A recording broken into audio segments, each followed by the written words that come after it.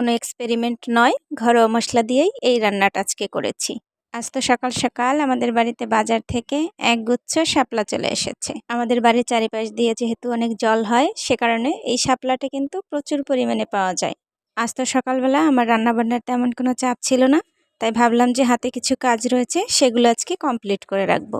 আমাদের এলাকাতে প্রচুর পরিমাণে পাট হয়, আর সেই জন্য এই পাটকাঠিগুলো এই সময়টাতে সংরক্ষণ করে রাখা হয়, যাতে সারা বছর এটা দিয়ে আগুন ধরানো যায়। কেননা গ্রামের মানুষজন যেহেতু কাঠেই রান্না করে বেশিরভাগ, তাই আগুন জ্বালানোর কাজে কিন্তু এটা খুবই ভালো হয়। এই কাঠিগুলো না রোদে খুব ভালো মতন শুকিয়ে নিতে হবে। সকালে সমস্ত কাজবাজ শেষ করে যেই দুপুর গড়িয়ে আসলো, তারপরে তো আমাদের রান্না করার পালা। আজকে তো আমি রুই মাছ রান্না করব, আর সাথে করব শাপলা ভাজি। তাও এই ছোট মাছ দিয়ে শাপলা ভাজিটা করব।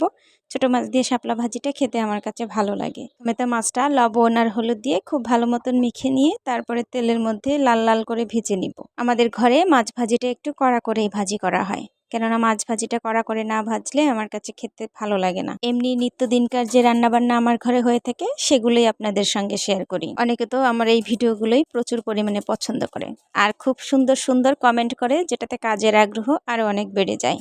আমার ভিডিওগুলোতে না অনেক দিন ধরে ভিউজ তেমন একটা হচ্ছে না, কেননা আমার প্রোফাইলে একটা ইস্যু চলে এসেছিল। জানি না ইস্যুটা কবে চলে যাবে, কিন্তু নিজের কাজটাকে থামিয়ে রাখিনি। মাছের ঝোল করব যেহেতু, সেজন্য সমস্ত মশলাগুলো একসঙ্গেই পাটায় বেটে নিচ্ছি। আর এইদিকে তো আমার শাপলা ভাজিটা প্রায় হয়ে গেছে, তারপরে মাছগুলো মিশিয়ে নিলেই কমপ্লিট হয়ে যাবে আমার আজকের শাপলা ভাজিটা।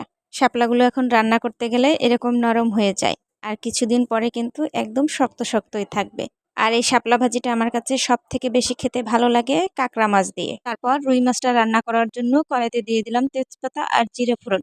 সামান্য একটু হলুদও দিলাম, যাতে মশলাটা লেগে না ধরে। ঘরোয়া যে মশলাগুলো থাকে, সেই মশলাগুলো দিয়েই আজকে রান্না করেছিলাম। মশলার মধ্যে দিয়েছিলাম পেঁয়াজ, রসুন, আদা বাটা, জিরে, ধনিয়া বাটা, আর সাথে দিয়েছিলাম মরিচের গুঁড়ো।